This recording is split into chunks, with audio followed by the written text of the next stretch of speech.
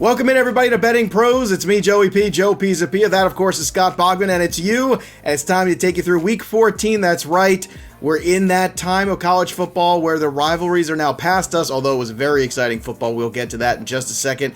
And now it's about the big national games. It's about those conference championships that we're going to talk about and break down today. But, Bogman, before we get into that, I got to watch Michigan, Ohio State start to finish. Whoa. That was a fun game to watch. We've come full circle on Jim Harbaugh this year, and on top of which, I watched Auburn take Alabama to the limit. That was very entertaining, too. Auburn really should have won that football game. Yeah, they really blew it at the end. They really did, but Alabama, hung in it. As Nick Saban said, I just told them to have fun, and then they did. First Iron Bowl overtime game ever. I know. I was shocked to hear that. I figured one of them. I mean, that series is always played so close. And this is kind of what I was talking about, man. I mean, I definitely picked Ohio State. I thought they were going to stomp Michigan. But I said, look, Michigan has at least been trying this stuff. And Aiden Hutchinson, whoa, he is making a case for number one overall. I was just going to, we were talking about this, and I was talking to a couple other people. I feel like, with no clear-cut number one franchise quarterback out there, imagine the Detroit Lions taking that guy from Michigan. I mean, you could sell that. They need help on defense. You could sell that, I think, to the fan base, don't you think? Oh, yeah. Well, yeah. And Dan Campbell said he wants to build from the inside out. So a lot of mocks right now have the Lions taking Aiden Hutchinson one. And, he's definitely got to be JJ honest, Watt quality. I mean, it's him and Kayvon Thibodeau. Those are the two guys that are like kind of vying for number one overall pick right now. I mean, you could probably throw Evan Neal in there, as well. But like you said, no clear cut number one franchise quarterback. And even if there was a clear-cut number one, Trevor Lawrence hasn't played like it, right? So, that has been a little interesting. But, not just the week of football was awesome, right? 7-3 of my picks. I'm going to end up finishing 70, 58, and 2 overall. That's very good, my friend. My 10 a week. So 12 games over 500. We'll take it for sure. But, the coaching changes. Good Lord. Yeah, let's talk about that, too. Let's talk about Brian Kelly first, who's going to be leaving Notre Dame. I was shocked by that news, as I guess more people were than I realized. I thought maybe it's just me being shocked by that, but apparently, no, it's everybody. So what do you think of him moving to USC? Well, he went to LSU, Brian Kelly. Excuse me. Yeah, I think it's interesting, and I think the people are questioning why. Number one, he gets enormous contract, just not like he wasn't getting paid at Notre Dame, but he gets an enormous contract, and I think to compete at a yearly level with Alabama and Auburn and all of these teams in the SEC, you kind of have to be in it. So I love him going to LSU. I think it's a good hire for them, and they need to get back to it. At Orgeron, I think Joe Brady was the biggest part of that national title game. Obviously, Joe Burrow was, and Jamar Chase, and all those guys. That certainly helps when you have a talented quarterback, right, and you have a great play caller, but and all those things come to fruition. Joe Burrow wasn't a great quarterback until he got to LSU. He was good, but at LSU is where he really shined under Joe Brady. So I don't think Orgeron had a, obviously he's the head coach. He won the national championship, all that stuff. But I think he was a smaller part of it than he is given credit to. So I love this hire. Brian Kelly's been great at Notre Dame. Obviously, I understand if you're pissed at Brian Kelly, if you're a Notre Dame fan, I totally get it. Same thing with Lincoln Riley going over to USC, which was even more surprising. I was so excited to get to the Lincoln Riley thing too, and then we started with Brian Kelly. But when you're looking at that move too, I mean, there's another one too where you thought Lincoln Riley's going to go remake this program, and then now all of a sudden, a couple of years later, he's out there. Yeah, I don't know what it was about the USC job. We've heard the gigantic contract and them buying his house and the private plane, and I don't know if any of that stuff is true, right? But I think that was maybe a factor of I don't want to play in the SEC because Oklahoma and Texas are going to be moving there maybe next year if they both teams decide to pay the fine for moving. It's $25 million a year, so that would be $75 million a piece given to the Big 12 to move to the SEC next year. So I don't know if that was just the case or if there was something happened at Norman and he just didn't like playing there anymore or being there. But on his way to USC, and look, it's a huge, a lot of people called it a seismic shift in the schedule of college football, and I think it absolutely is. So it's an enormous move for him. He's a great recruiter. A lot of his players are following him there too. So very, very interesting move for Lincoln Riley, and hopefully it can pull USC out from the dirt, because a lot of these teams, Florida, they're getting a new head coach in Billy Napier as well. And Florida, Texas, and USC have all been bad since winning some national titles. So hopefully they can get back on track and start being in the national picture again. Yeah, and going back to the the LSU situation too with Kelly, and you're talking about Joe Brady calling the plays and stuff. Yes, Jamar Chase is there. Also, Justin Jefferson was there too. Let's not forget about how good of a player he was. And that I feel like team was stacked, dude. Clyde Edwards-Helaire. When you're talking about the fact that there are 4 guys on that team off the top of our head that are top 4 round fantasy football picks, that's a lot for one college football team to have. So they were loaded with talent. Who do you think replaces these guys in these jobs? Any ideas of where Notre Dame, especially, where they're going to go? No, I know Notre Dame is their interim coach is pushing, but they'll have to interview a ton of people. So Oklahoma, there's no reason for them to rush at this point, right? They can see who's available or pry somebody else away, like just happened to them. So I think we'll get even more news in the offseason and way more stuff happening. So it's going to be a lot of moving and shaking, that's for sure. Well, look, honestly, it's good for college football to have LSU be good again. Yeah, it's good for college football to have USC relevant again. I think, those Pete Carroll years at USC were really entertaining years. And previously, you go back in the day, USC, if USC could just keep its own California talent and keep their own recruits from, Southern California, they're going to be very good again. It's just a matter of whether or not they can keep those guys in-house. So we'll see if that makes a big difference in recruiting. Let's skip ahead here, because we've got a game on Friday. Let's start here with Bogman's picks. Kentucky, Western Kentucky University, right? Is that what we got here? Yep. WKU. That's right. WKU here against UTSA. This is the USA Championship. Obviously, big goings on here, that USA Championship. Everybody loves that. Kentucky University is 2.5 point favorites in this contest. The number is 72.5. Bog, that's a lot of scoring to live up to. Can this game live up to it? Yeah, look, I love this matchup. This is a good Conference USA Championship game. I wish it was at a neutral site, but it's in the Alamo Dome for UTSA. We saw this game before, and this was the last game that Western Kentucky lost, was against UTSA. But these teams are going in opposite directions right now. UTSA played tight in their previous 2 games before eventually dropping that game to North Texas last week, which came as a surprise to me because they were undefeated up to that point.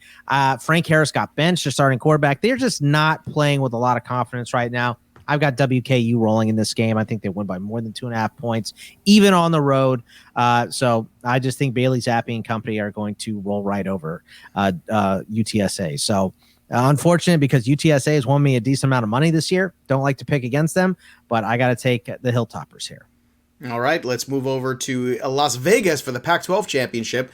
That's going to be 11th ranked Oregon versus 19th ranked Utah. Utah's 3-point favorites in this contest. 59.5 is the over-under. So, Boggs, where are you going in this one? Well, we just saw this game, didn't we? And Utah beat the crap out of Oregon. So I think why are they only 3-point favorites then? Because, Oregon's still a very, very good team. And this is at a neutral site instead of Utah. You know what I mean? So, but I think Utah is playing better football right now. And they just beat the breaks off of Oregon a couple weeks ago. I don't think a lot has changed within those last couple weeks to give me much confidence in Oregon to win this game. So I will take Utah again in this game. I don't think it's going to be a stomping like it was last time. I think Oregon, after seeing them at least once, will be able to adjust a little bit.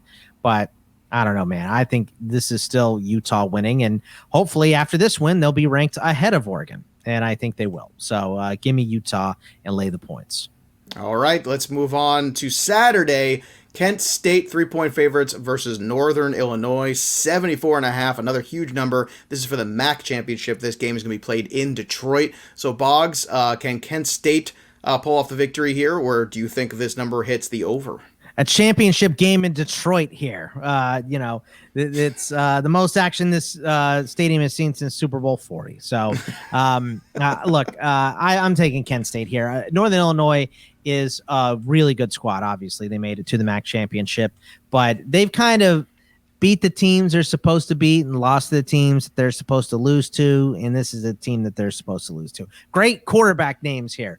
Dustin Crum for Kent State versus Rocky Lombardi for Northern Illinois. Those are some solid football names here, but I trust in the Kent State offense too much, but I do think this game goes over. This is going to be a lot of scoring. This is not going to be the normal game that you're used to seeing in Ford Field at all. Tons of scoring from both teams. Well, that's definitely one to watch. I can tell you that. That's a morning game, man. It's the noon game for you, 11 for me. Yeah. So that and this next one, the Big 12 title. These are the morning Big games. 12 championship in Dallas is going to be Oklahoma State 7th ranked versus Baylor ranked number 8th. So these teams very close in rank. But in terms of the spread, it's Oklahoma State by 5.5. So that's a pretty good margin here in a neutral site. Can they pull this off? And the number is 46.5. I think they can, and they won this game, and once again, another game that has already been played 24-14 earlier this year. So I think Oklahoma State beats Baylor pretty soundly. Baylor's quarterback, Jerry Bohannon, is questionable in this game. That would be an enormous loss if he can't play. Even if he does play, though, not going to be 100%. So I'm gonna go ahead and take Oklahoma State in this game and lay the points. Next is Utah State at 21 ranked San Diego State, or what did we say last week? 21 or 21st? 21st, something, yeah. I think you said 20th ranked. 20th. 20th, is that what I said? I don't know. Yeah. But now it's 20th, 21st. San Diego 21. State.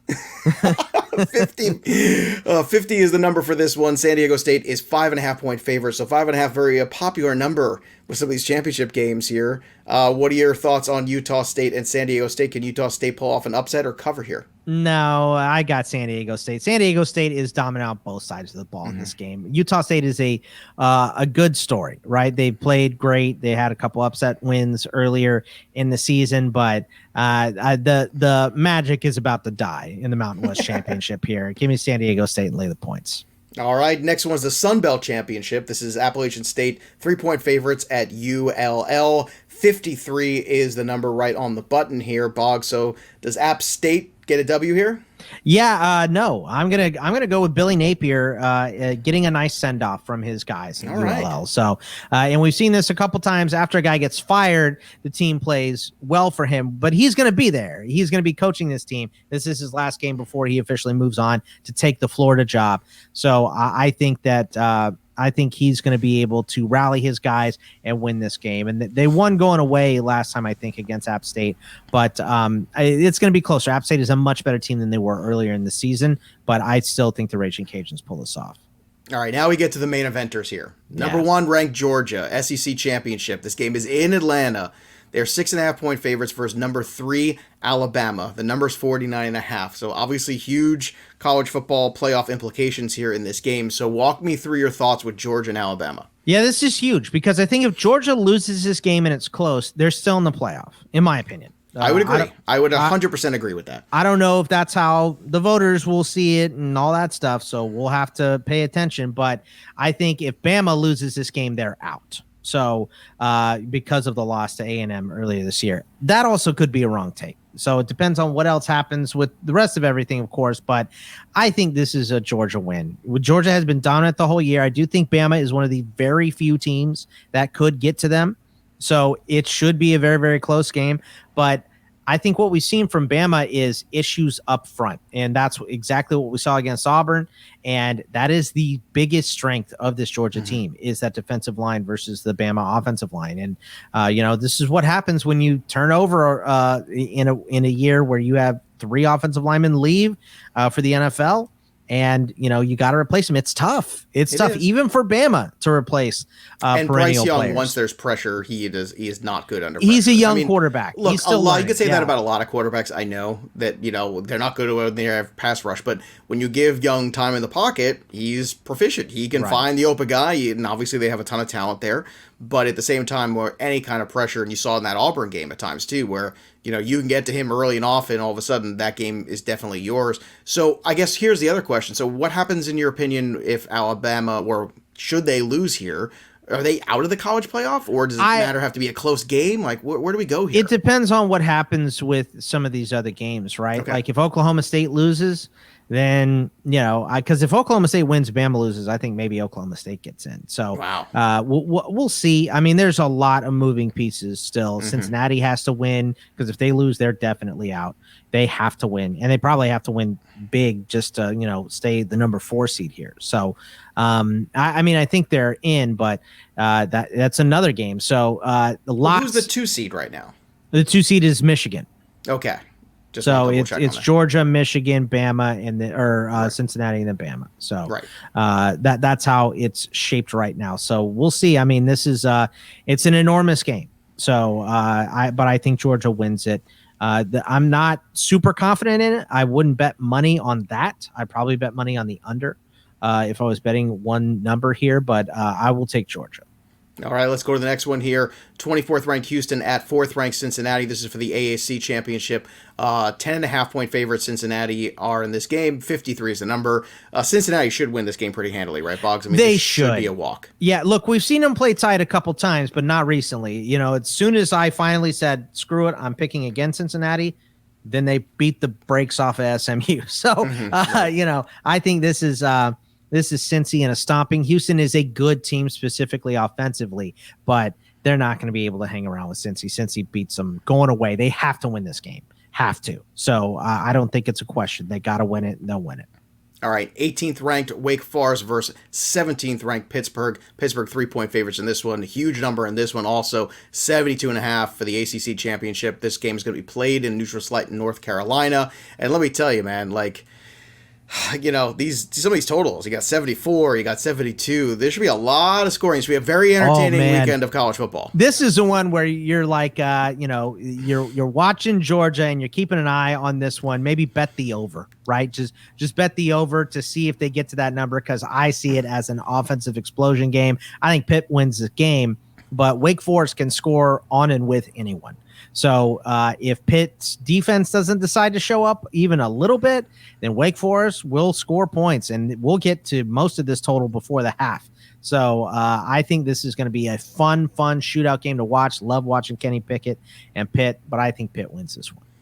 All right, last here in the Big Ten Championship in Indianapolis, Iowa, 16th ranked in the nation, will take on 2nd ranked Michigan. Michigan 10.5 point favorites in this contest after that huge upset there against Ohio State last week. 43.5 is the number for this one. So, look, we've watched a lot of Iowa this year, Boggs.